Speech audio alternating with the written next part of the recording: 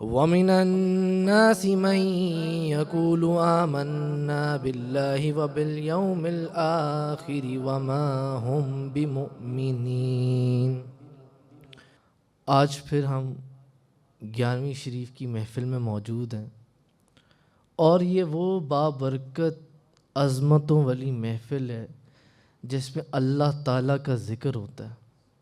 اللہ تعالیٰ کے رسول تاجدار دو جہاں، شاہ سوار لامکاں، مالک زمین و آسمان، روح کن فکاں، حضور پر نور شافی یوم نشور، حبیب رب غفور، حضرت احمد مجتبیٰ، حضرت محمد مصطفیٰ صلی اللہ علیہ وآلہ وسلم، آپ کا ذکر ہوتا ہے، آپ کے صحابہ اکرام کا ذکر ہوتا ہے، تابعین کا ذکر ہوتا ہے، تبع تابعین کا ذکر ہوتا ہے، اولیاء اعظم کا ذکر ہوتا ہے۔ آپ اتنے پیارے، خالص اور حضور سے محبت کرنے والے لوگ اس محفلوں میں آتے ہیں، تو جہاں ان محفلوں میں اپنے ہوتے ہیں وہیں غیر بھی موجود ہوتے ہیں۔ جہاں اپنے موجود ہوتے ہیں وہاں غیر بھی موجود ہوتے ہیں، جہاں وفادار ہوتے ہیں وہاں غدار بھی ہوتے ہیں، جہاں وفادار ہوتے ہیں وہاں غدار بھی ہوتے ہیں، جہاں ایمان والے ہوتے ہیں وہیں کافر اور منافق لوگ بھی موجود ہوتے ہیں۔ کافر اور منافق بھی موجود ہوتے ہیں۔ جیسے پھول ہے، پھول کانٹوں میں ہی کھلتا ہے اور کانٹوں میں ہی پھول پایا جاتا ہے۔ اسی لیے جو بندہ ناچیز نے یہ آیت مبارکہ پڑھی، وَمِنَ النَّاسِ مَن يَقُولُ آمَنَّا بِاللَّهِ وَبَالْيَوْمِ الْآخِرِ وَمَا هُمْ بِمُؤْمِنِينَ، اور لوگوں میں سے بعض وہ ہیں جو کہتے ہیں کہ ہم اللہ تعالیٰ پر ایمان لائے اور روز آخرت پر ایمان لائے، جبکہ حالانکہ وہ مومن نہیں ہیں۔ اللہ تعالیٰ قرآن پاک میں فرما رہا ہے وہ مومنین میں سے نہیں ہیں۔ حضرت عبداللہ بن عمر رضی اللہ تعالیٰ عنہ سے روایت ہے، وہ فرماتے ہیں کہ رسول اللہ صلی اللہ علیہ وآلہ وسلم نے فرمایا کہ چار عادتیں جس کسی میں ہوں تو وہ خالص منافق ہے۔ چار عادتیں جس کسی میں موجود ہوں تو وہ خالص منافق ہے، اور حضور نے فرمایا جس کسی میں ان چاروں میں سے کوئی ایک بھی چیز ہو تو وہ نفاق پر ہے، جب تک کہ وہ اسے چھوڑ نہ دے۔ اب حضور نے وہ چار چیزیں فرمائیں۔ حضور نے فرمایا جب اسے امین بنایا جائے کسی چیز پر تو وہ امانت میں خیانت کرے۔ پہلی چیز کیا حضور نے فرمائی؟ وہ امانت میں خیانت کرتا ہو۔ حضور نے یہ نشاندگی فرمائی کہ منافق کون ہے۔ حضور نے فرمایا جو بندہ کسی چیز پر جس کی امانت ہو اور وہ امانت میں خیانت کرے وہ منافقوں میں سے ہے۔ دوسرا حضور نے فرمایا جو بندہ جھوٹ بولتا ہو۔ حضور نے فرمایا جو جھوٹ بولتا ہو وہ بھی منافقوں میں سے ہے۔ تیسری چیز حضور نے فرمائی کہ وہ جب کسی سے عہد کرے تو اسے پورا نہ کرے، یعنی وہ جب کسی سے وعدہ کرے تو اس وعدے کو پورا نہ کرے۔ اور چوتھی چیز حضور نبی کریم صلی اللہ علیہ وآلہ وسلم نے فرمائی کہ وہ جب کسی سے لڑے تو وہ گالیوں پر اتر آئے۔ حضور نے فرمایا جس کسی میں یہ چار چیزیں پائی گئیں وہ خالص منافق ہے۔ امانت کے اندر خیانت کرنے والا، جھوٹ بولنے والا، وعدہ پورا نہ کرنے والا، اور جب لڑے تو گالیوں پر اتر آئے۔ میرے بابا جان الشیخ محمد محسن منور یوسفی، وہ اپنی کتاب تفسیر محسن کے اندر لکھتے ہیں، وہ فرماتے ہیں غیر مومنین میں سے بعض وہ تو ہیں جنہوں نے اپنے کفر کا علل اعلان کر دیا، یعنی کہ انہوں نے اوپنلی یہ کہہ دیا کہ جی ہم کافر ہیں، ہم مومنین میں سے نہیں ہیں۔ اور بعض وہ ہیں جنہوں نے علل اعلان کے اظہار کی جرت تو نہیں کی، بلکہ حکمت عملی یا ڈر یا خوف کی وجہ سے انہوں نے بظاہر مسلمانوں کا بھیس پہن لیا، یعنی وہ بظاہر مسلمان بن کر بیٹھ گئے کہ جی ہم بھی مسلمان ہیں، جبکہ در حقیقت میں وہ کافر ہیں۔ اور اللہ تعالیٰ قرآن پاک میں انہی کے متعلق فرما رہا ہے کہ یہ لوگ منافق ہیں۔ سمجھنے کی بات یہ کہ ایک تو وہ ہیں جنہوں نے اعلان کر دیا، اور ایک وہ منافق لوگ ہیں جنہوں نے بظاہر مسلمانوں کا حلیہ ڈھانپ کر سر پہ پگڑی، داڑھی اور اسلام، اور وہ بظاہر اسلام مسلمانوں کے اندر بیٹھ کر کام کریں۔ اللہ تعالیٰ قرآن پاک فرما رہے ہیں یہ لوگ مسلمان نہیں ہیں، مومنین میں سے نہیں ہیں۔ کیا آپ لوگوں نے منافقوں کے سردار رئیس المنافقین جس کو کہا گیا ہے عبداللہ بن ابی، کیا آپ لوگوں نے اس کا واقعہ نہیں سنا کہ کیسے وہ حضور نبی کریم صلی اللہ علیہ وآلہ وسلم کی مجلس میں بیٹھا کرتا تھا، صحابہ اکرام کے بیچ میں بیٹھتا تھا، اور اندر ہی اندر حضور نبی کریم صلی اللہ علیہ وآلہ وسلم کے دین کو نقصان پہنچاتا تھا۔ جو نئے لوگ مسلمان ہوتے تھے ان کو حضور سے ہٹاتا تھا۔ کیا آپ لوگوں نے نہیں سنا واقعہ جنگ بدر والا کہ کیسے کئی سینکڑوں لوگوں کو اس نے توڑ کر وہ اپنے ساتھ واپس لے گیا مسلمانوں کو، اور صرف 313 صحابہ اکرام حضور کے ساتھ رہ گئے۔ ایسے منافقین بھی موجود ہیں اور آج کے زمانے میں بھی موجود ہیں۔ اسی لیے علامہ اقبال نے فرمایا یہ فاقہ کش جو موت سے ڈرتا نہیں ذرا، روح محمد صلی اللہ علیہ وآلہ وسلم اس کے بدن سے نکال دو۔ فکر عرب کو دیکھ کے فرنگی تخیلات، اسلام کو حجاز و یمن سے نکال دو۔ حضور کی محبت نکال دو اور عرب کے لوگوں کو فرنگی تخیلات دے دو تو اسلام حجاز و یمن سے بھی ہٹ جائے گا، ختم ہو جائے گا۔ بندہ ناچیز آپ کو بڑی ایک حیرت انگیز کتاب کا ذکر کرے گا۔ یہاں پہ ایک کتاب لکھی گئی ہے کچھ 200-250-300 سال پہلے۔ کتاب کا نام ہے confessions of a British spy, Humphrey کے اعترافات۔ اگر آپ لوگوں کو موقع ملا آپ لوگ اس کو ضرور پڑھیے گا۔ وہ بندہ اپنی ڈائری کے اندر لکھتا ہے کہ میں اصل میں ایک یہود و نصارہ کا ایک ایجنٹ تھا، میں لندن کا رہائشی ایک ایجنٹ تھا۔ وہ اپنی اس کتاب میں لکھتا ہے کہ میں آہستہ آہستہ پے در پے اپنے لیولز کو اوپر کرتا رہا اپنی ایجنسی میں، کہ یہاں تک کہ مجھے میری ایجنسی نے ایک دن بلایا اور انہوں نے مجھے کہا کہ اب تمہارا جو کام ہے نا، تم نے ایک خاص تعلیم حاصل کرنی ہے۔ انہوں نے اس کو ڈفرنٹ ممالک بھیجا، یعنی کہ عراق، ایران، تہران، اس طرح کی ترکی وغیرہ۔ انہوں نے اس کو وہاں بھیجا، انہوں نے کہا کہ تمہارا کام ہے کہ تم نے جتنے اسلامی جو چیزیں ہیں، جیسے فار ایگزامپل قرآن پاک ہے، حدیث مبارکہ ہے، عربی زبان ہے، فارسی زبان ہے، جو اسلام میں مسلمانوں میں استعمال ہوتی ہیں، تم نے نہ یہ سیکھنی ہے۔ انہوں نے اس کو اس چیز پہ سکھانے پہ لگا دیا۔ اب وہ جب بندہ وہ سیکھ گیا، کچھ عرصے بعد اس کی جو ایجنسی ہے، کیونکہ وہ ایک یہودیوں کا لندن سے آیا ہوا ایک ایجنٹ تھا لندن سے، انہوں نے اس کو جو ہے انہوں نے اب اس کو بلا کر کہا، انہوں نے کہا اب تمہارے نا 2 کام ہیں۔ انہوں نے کہا ایک تو کیونکہ وہ بظاہر اب مسلمانوں کے بھیس میں آ چکا تھا، مسلمان لگتا تھا، انہوں نے کہا اب تمہارے جو 2 کام ہیں، تمہارا ایک تو کام ہے کہ تم نے نا مسلمانوں کی جو کمزوریاں ہیں ان کو تم نے پہچاننا ہے، ڈھونڈنا ہے کہ مسلمانوں میں کیا کیا کمزوریاں پائی جاتی ہیں، اور انہوں نے کہا کہ جب تم ان کمزوریوں کو پہچان لو، ڈھونڈ لو، اب تمہارا دوسرا کام یہ ہے کہ تم نے ان کے اندر پھوٹ بھی ڈالنی ہے، یعنی اب تم نے اس کے اندر آگ لگانی ہے، مسئلے ڈالنے ہیں تاکہ اور زیادہ مسئلے بنے۔ مثلا وہ اپنی مثال دیتا ہے اپنی کتاب کے اندر، یہ اس نے اپنی کتاب میں لکھا ہے confessions of a British spy, Humphrey کے اعترافات۔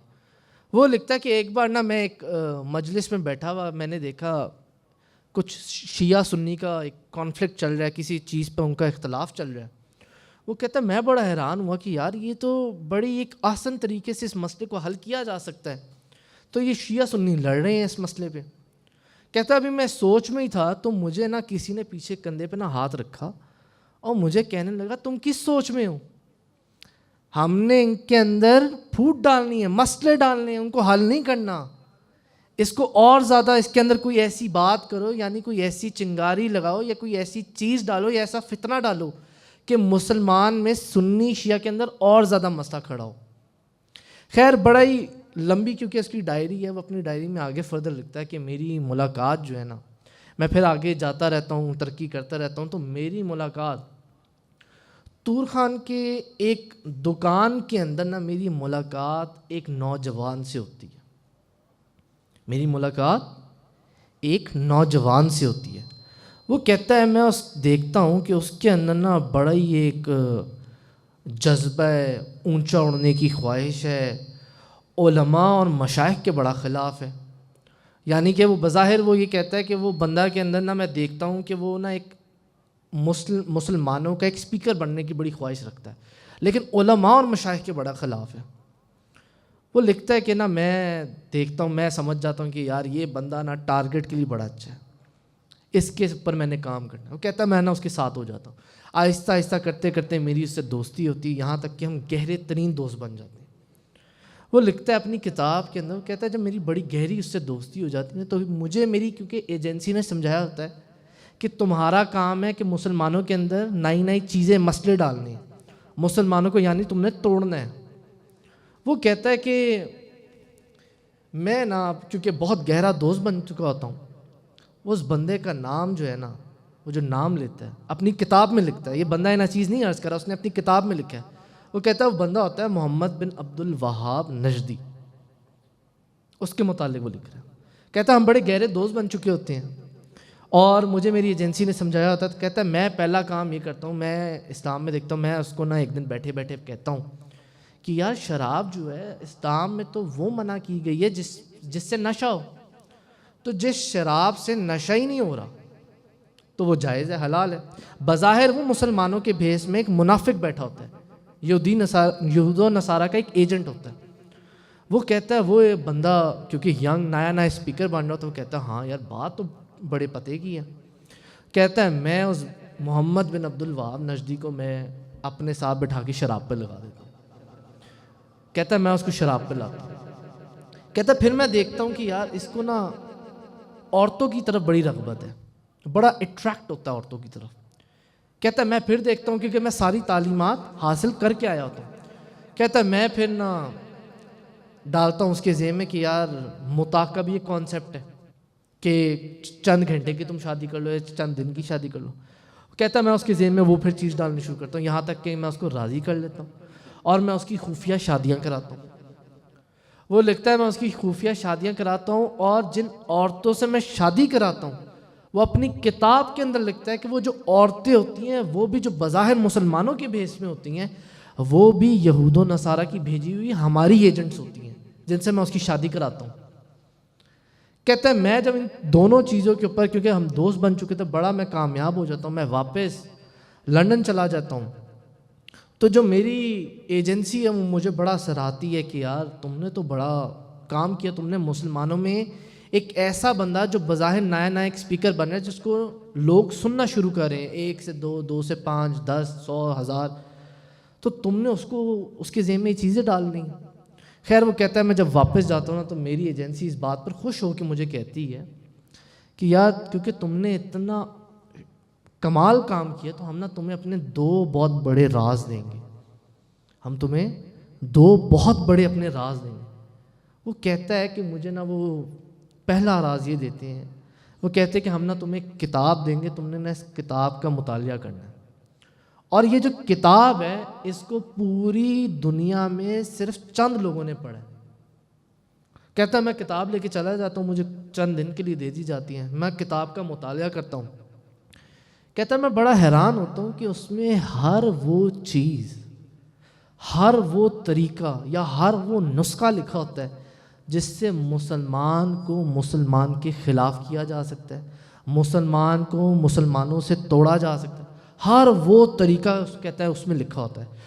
کہیں پہ قرآن پاک کی کوئی آیت لکھی ہوگی اور اس کے ساتھ طریقہ لکھا ہوگا کہ یہ مسئلے ڈال دو، جیسے بندہ یہ چیزیں 2 مثالیں اس کی شراب اور متاولی. کہتا ہے میں وہ جب پڑھ کے کچھ دن بعد واپس دے دیتا ہوں کیونکہ کتاب بڑی لمبی اس نے لکھی ہے، کافی ڈیٹیلڈ اس کی ڈائری ہے. وہ کہتا ہے اب جب میں واپس جاتا ہوں اپنی ایجنسی سے ملتا ہوں نا تو اب مجھے وہ کہتے ہیں کہ ہم نا اب تمہیں دوسرا سب سے بڑا راز دیں گے اور یہ راز بھی صرف چند لوگوں کے علاوہ کوئی نہیں جانتا. کہتا ہے وہ نا مجھے میرا جو باس ہیں وہ اندر لے جاتے ہیں ایک ہال میں اور ایک وہاں ٹیبل ہوتی ہے، ٹیبل پہ نا کوئی 5-10 لوگ بیٹھے ہوتے ہیں.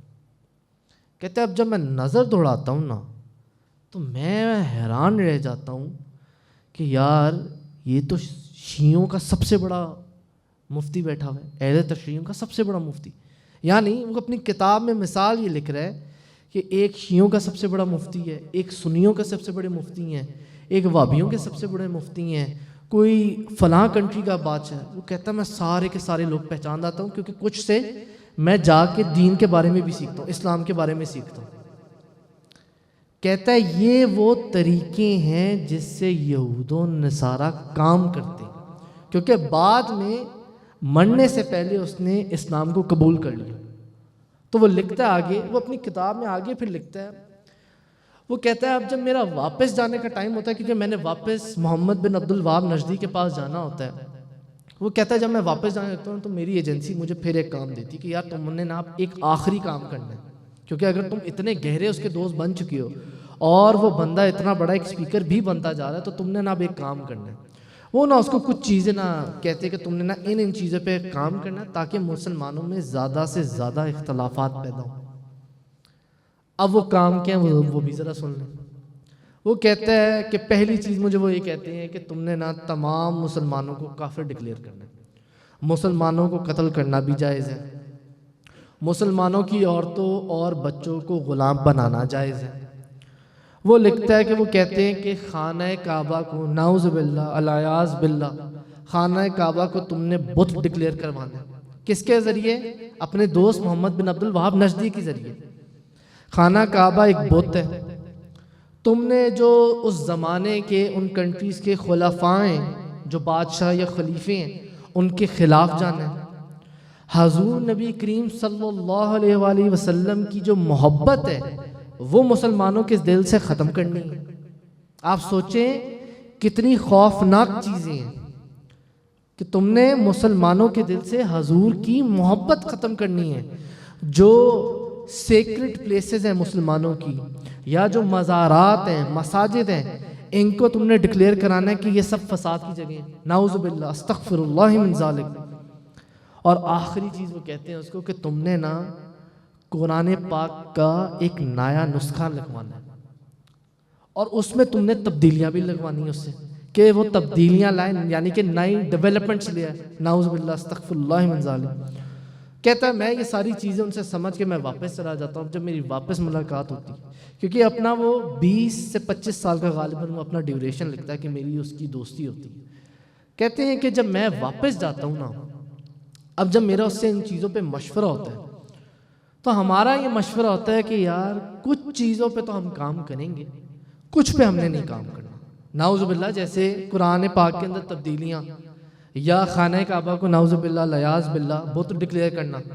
وہ کہتا ہے یار اگر ایسی چیزوں پہ ہم نے کام کیا نا تو جو مسلم ممالک کی جو فوجیں ہیں نا وہ ہماری طرف آ جائیں گی اور ہمیں قتل کر دیں گے.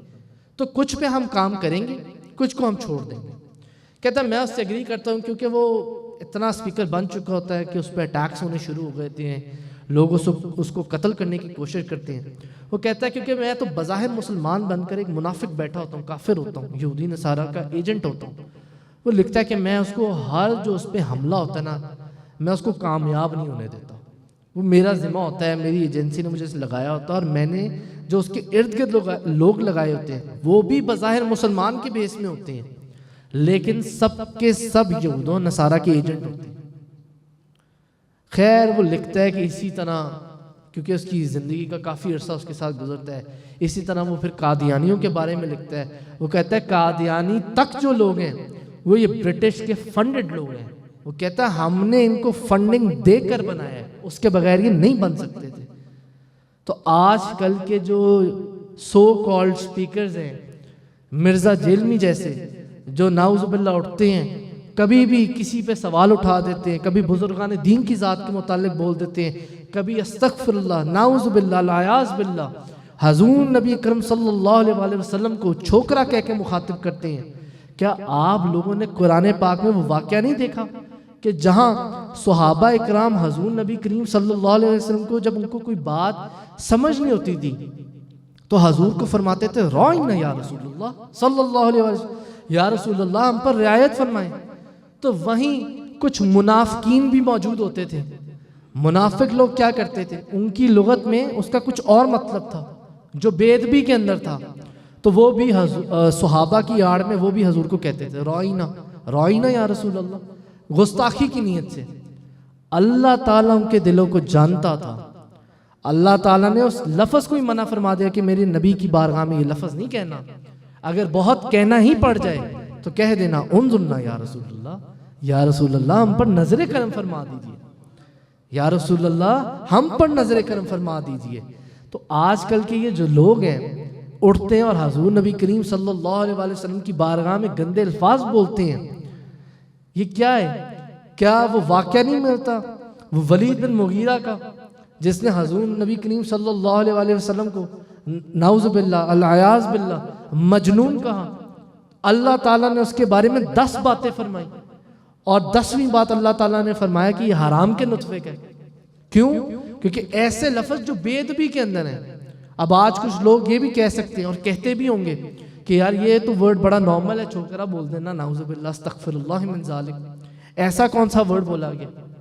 سوچنے کی بات یہ جو مرزا جیلمی جیسے لوگ ہیں نا, یہ پلانٹڈ لوگ دیے گئے ہیں, پلانٹڈ لوگ ہیں. کیوں؟ کیونکہ یہ اسلام کو نقصان پہنچا نہیں پا رہے تھے, تو انہوں نے اسلام کے اندر ہی ایسے فتنے ڈالے ہیں کہ یہ اسلام کو خراب کریں, یہ اسلام کو خراب کریں. پلانٹڈ لوگ ہیں اور یہ یہود و نصارہ کے ایجنٹس ہی نکلنے ہیں, بے شک انشاءاللہ یہ نکلیں گے. تو جہاں یہ بندہ ناچیز جو آپ کو باتیں بھی جو عرض کر رہا ہے نا, یہ بندہ ناچیز اپنی طرف سے نہیں عرض کر رہا, اسی لیے بندہ ناچیز نے بار بار عرض کیا ہے کہ کتاب کے اندر لکھی ہوئی ہیں سب چیزیں, confessions of a British spy. اور اگر آپ لوگ کو موقع ملے آپ لوگ اس کا ضرور مطالعہ کریں, کیونکہ اس نے بڑی ڈیٹیل میں ساری کہانی لکھی ہے. کیونکہ وہ ہر ممالک میں گیا جہاں وہ مسلمانوں کے بھیس میں بیٹھ کے مسلمانوں کے اندر کام کرتا تھا, مسلمانوں کو خراب کرتا تھا, دین کے اندر فسادات کریٹ کرتا تھا. تو جہاں مرزا کو سننے والے ہزاروں لوگ ہیں نا, وہاں ہزاروں لاکھوں علماء اس پر لانتے بھی بھیج رہے ہیں جو حضور نبی کریم صلی اللہ علیہ وسلم کے آداب کو نہیں سمجھتے. ہمیں سمجھنے کی ضرورت ہے اور ہمیں یہ پہچاننے کی ضرورت ہے, ہمیں اپنے ارد گرد دیکھنے کی ضرورت ہے کہ جو بندہ اسلام کا یا دین کا درس دے رہا ہے کیا وہ سچا حق پہ دین کا درس دے رہا ہے, یا وہ نعوذ باللہ العیاذ باللہ حضور کی بارگاہ میں یا دین کو نقصان پہنچا رہا ہے. اللہ تعالی ہمیں حق بیان کرنے کی, سننے کی, سمجھنے کی توفیق عطا فرمائے. وآخر دعوانا الحمدللہ رب العالمین والصلاة والسلام علی رسولہ خیر خلقہ سیدنا محمد وعلی آلہ وصحابہ وازواجہ وعلماء ملتہ واولیاء امتہ